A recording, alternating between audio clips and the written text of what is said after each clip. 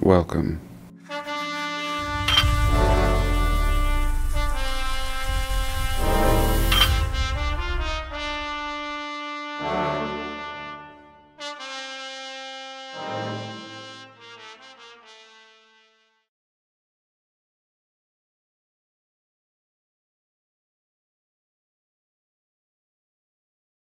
Maybe whatever sabotaged my nice sleep also sabotaged my computer, and all the images are really slow to load and grainy. Perhaps some electromagnetic disturbance. Today I wanted to talk about tech. It doesn't seem so important now, and I want to close these windows, but let's just have a quick look. This is some tech that's now gone in Salt Lake City on the Saltaire. Saltaire, we were told, was built in part by funding from the Mormon Church and the railway, and this is just some resort out on the water. And what a stupid resort. It's not even enclosed. It's completely open air. Where are the rooms? If the weather was poor, you would be eager to get out of here and take shelter. But here we see this tech, all of it really. And the inheritors didn't know what to do with this tech. The ones like this, they would throw flagpoles or flags on, but not all of them. But what of this? Even in this rendering of a photo, it seems to be, we see these chains hanging here, chains up here. This really looks like a frisbee golf basket, sometimes called froth. And maybe that's the origins. Someone just used one of these old pieces of tech and invented frisbee golf. But I just want to compare this tech with other tech. Again, this is Salt Lake City in the 1880s. I don't know, maybe 40 years, maybe 30, after the Mormons really get rolling in Utah. Rolling in by horse and buggy, of course. And then something like this, very Moorish feeling to this building. And these people don't look like very seasoned swimmers, looking like they just got in with their clothes and seeming a little awkward. So again, a quick peek at the tech, and now let's move to Ponce de Leon Hotel in Florida.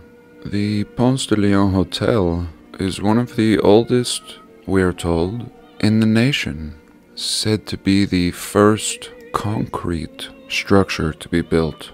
And here's a look at some of the concrete work, and really impressive for the first concrete, just jumping right into it, starting off with a bang. And here another little look at the front of the Ponce de Leon Hotel in a very early time period. Here we can see the fine horse and carriage, an excellent model here with the large wheel. Very little carriage. This is kind of a sport style, I think. And what we also see is a pumping water feature, and at one point, beautiful gardens that are not being kept in this picture, just seeming like kind of a mess. And here we see some burning, a real dirty burn, not a clean burn. If you have a good fire going, there'll be none of this sootiness coming out. It'll just be clean and vapor-like. Some junk or trash in here. And here we can see the tech.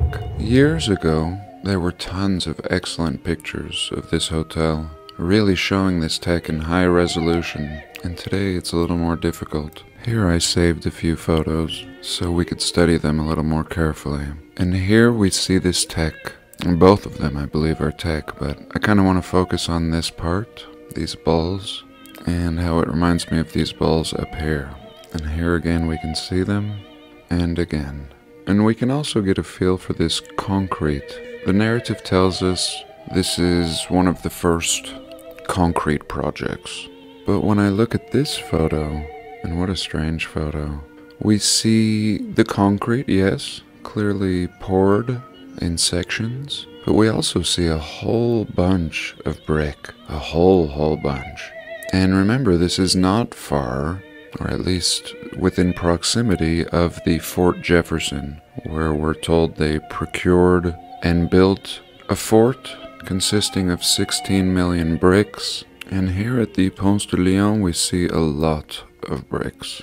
And what we tend to see is a pattern of two prior resets, one in which the builders of brick have been reset and fell into ruins, only to be followed up by a second people who facade all of this crumbling brick from the old world, from the civilization before them, facade everything very ornamentally and elegantly, but right on top of a prior crumbling brick. As we can see up here, this does not look like new construction brick.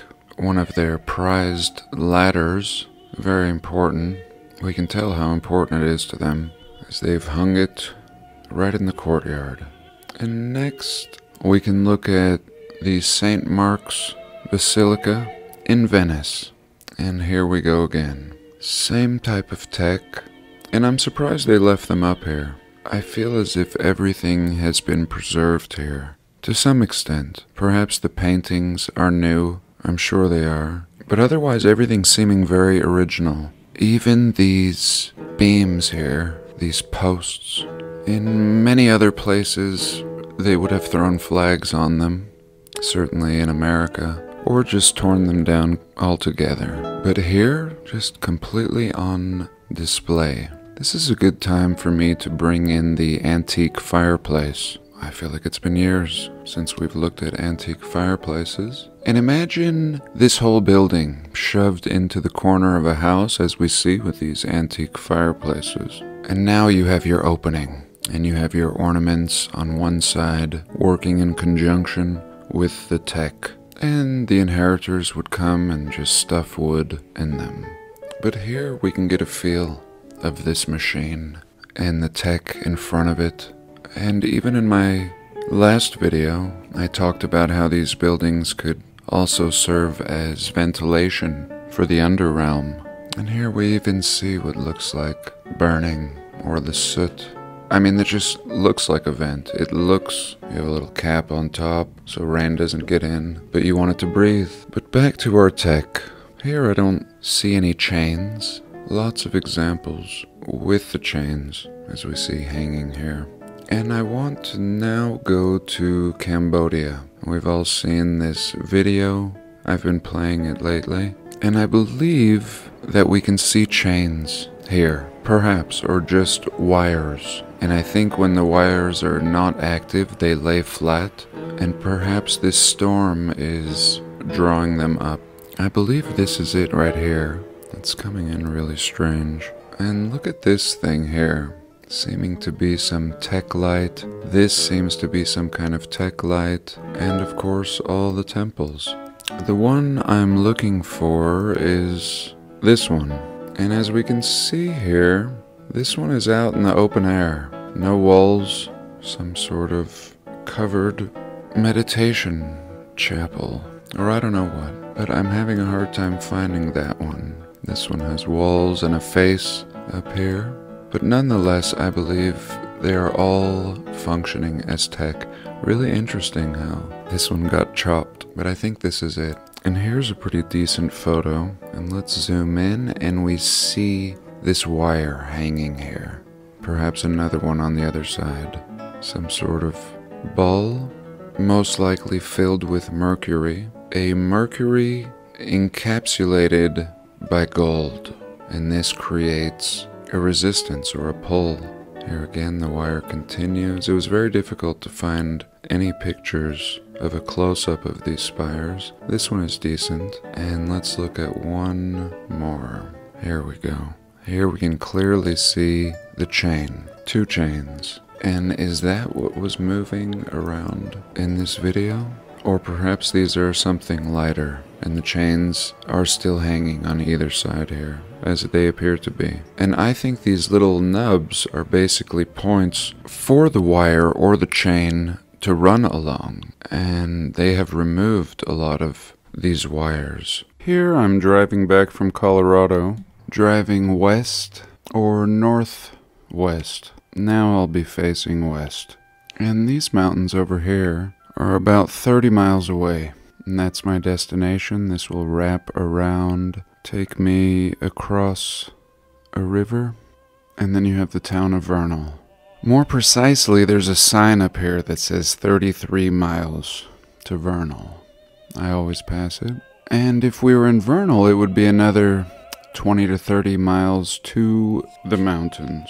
At least these big 13,000 footers that we see popping up here, I think this is Kings Peak, the highest mountain in Utah, at about 13,500 feet. And from where I am, about double the distance from Vernal. Easily another 30 miles past Vernal, which would make this about 60 to 70 miles. Everything just pointing upwards. And over here would be Duchesne, or the mountains north of Duchesne, about 75 miles away. And watch when I take this curve. Now we'll be facing directly west, and boom. Glistening, we see a snow peak back here. This is going to be the Strawberry Reservoir. Now easily pushing 90 miles from this point. Let's keep going a little. And boom. These mountains back here, a little snow peak. This would be Salt Lake City and Heber, Mount Timpanogos. And now we're looking at mountains 100 miles away. And like I mentioned in a past video, I take this drive very often, all the way to Salt Lake City, the whole 100 miles. And I pass all these peaks on the way there, on the way back, like my companions traveling with me. And here you can see that little peak popping up way back there. I wish my windshield was a little cleaner. And right there, we get a good view of what I believe is Mount Timpanogos. And here we'll take a little trip to Mount Timpanogos. There she is. This is said to be a glacier. And here, just to give you an idea, we can see the distance. They're telling us 155 miles. And actually, I was even further than this. Like I said, I was 30 miles out of Vernal, somewhere out here, way out in the wasteland desert. Let's plop the man down here. And here we go, looking similar to what I showed you, but with really, really poor resolution. Let's go back to my image, and here we go. Much better. And this is up on the high Colorado Plateau, an excellent place for viewing long distances. We're at about 5,000 to 6,000 feet in elevation. And recently I was watching another channel. His channel is called Foresty Forest, and he's a Canadian that's traveling around in an awesome 4x4 van. And recently he's come down to Utah, and he's exploring all kinds of remote areas. And I'm getting a look at my backyard in ways that I've never seen it before. I'm very appreciative of his explorations. And here, he drove his van to the top of this road, and then I think that he kicked his drone up here. But I wouldn't be surprised if he's actually up on this mountaintop. Sometimes in a video, he'll just scale a 13,000 foot mountain up and down in less than a day. But I digress. Here he's in the Henry Mountains. The Henry Mountains actually has a lot of lore of giants. And I have featured a channel before that interviews all kinds of old-timers. And their awesome stories that they share very late in life because they just don't care anymore. And many of them have to do with giants and bones and things that have been kept secret for too long. And anyway, Foresty's up here on the Henrys, and he's looking out at the La Salle Mountains, right on the border of Colorado. Many of you will be familiar with Moab, Utah, beautiful Moab, home of the Arches National Monument, and that's going to be down here. And up here, the glorious La Salles, 13,000 footers. And again, I wanted to see the distance from the Henrys to the La Salles. So here we are at the beautiful top of the La Salles, and we can zoom out. Here we have Arches National Park. Let's zoom out more, and here we have the Henry Mountains. So let's take a little measurement, and boom, 80 86 miles. Not looking like that much. This is absolutely beautiful. Screenshot of that. And now let's look at our 86 miles. There we go. 86 miles. And not a shred of curvature. And if you've ever seen my silly little drawings, I always tried to draw what a mountain would look like with curvature. Even before I really heard about any commentary on the shape of our realm, I was always looking for the curvature and trying to draw it. And I would depict mountains and even buildings at a slant. For instance, a tall building at a certain point should angle and not appear to be pointing straight up at a great distance. And just a fascinating study. I just thought I would share it with you. And a good look at what's 75, what did I say? 86 miles, I believe it was. A good look at what 86 miles looks like in actuality. This is not a mirage, no. And why is this such a big deal? According to this curvature chart, at 90 miles, the mountain should be 1 mile below the horizon, or the supposed curvature, below the visible horizon. And we see no such thing. Now let's go to Algeria. And this is a city called Timra in Algeria. And look at this city in Algeria. These Romanesque ruins. But we're talking about a city of 1 million people and the ruins of it in Algeria, northern Africa, where my father was born. And that reminded me of what I was just researching before this screen recording. And I'll show you that. Something I was researching weeks ago and lost and forgot all about. And I'm not sure what brought me here again today, but I'm very excited. Persepolis, Iran, or Old Persia. And this was absolutely mind-blowing. Let's just zoom out to give you a feeling of where we're at. And this really looked like the footprint for some glorious palace and their gardens. And I think they've just turned it into some industrial waste looking crap. I'm not sure. A lot of tree planting to seemingly cover something up. Ultimately everything in disrepair. And when I was looking at these ruins here, it really looked like some kind of World's Ferry kind of thing. Just in complete disrepair now. Perhaps bombed, and just some steel and concrete remaining. But anyway, just like the city in Algeria, which I really want to dig into. What was it again? Timra? This is me writing on my screenshot on my cell phone. That's why it's so messy and crazy. But otherwise I would have no idea weeks or months later. But here in Persepolis, Old Persia, we see a smaller version of this mega city in Algeria. Really strange what they've done here. Cartoonifying everything, or CGI. But nevertheless, I was able to drop the man down here. Let's see. Here we go. Also very, very unbelievable. Just seeming like cast concrete in absolute ruin. And they've covered up a lot of it. This would have been the top of a wall. We see a lot of that. They just cement over the top of the ruins. And look at this. Just inside this doorway, we see these Anunnaki characters. And look up here, all the way into the mountain. Let's see if I can get us a little closer. Let me show you this mountain. Or is this just a blob, the former husk of a glorious building that has been excavated, similar to Petra? Let me show you. So much here is still underground. And just these giant, cast-seeming megalithic blocks. Whoa.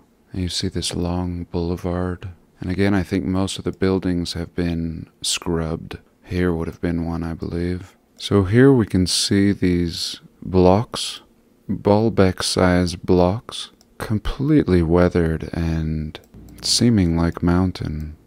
But these are going to be some of the oldest ruins.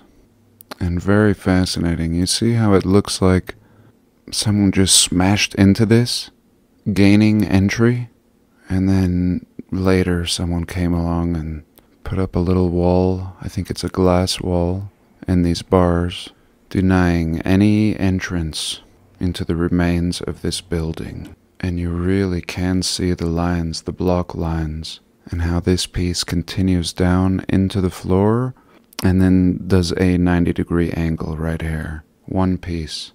Really reminding me of the description of King Solomon's temple. Walls made of lapis lazuli. And that's about enough of that. I told you it was just an absolute mess. And to top it off, I have a bonus coming up. I thank you so much for joining me today. Do have a blessed day. And of course, I love you all.